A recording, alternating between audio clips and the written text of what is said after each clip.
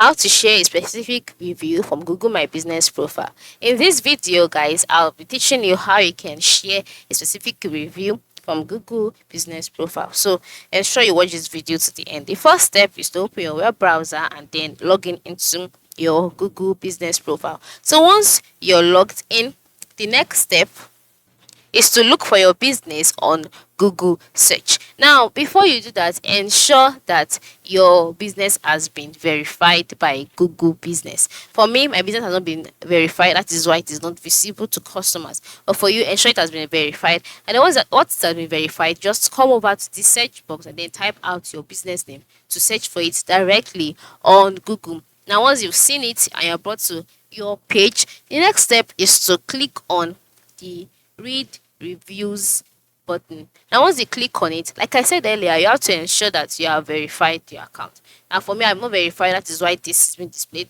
But for you, you would see all of your reviews here.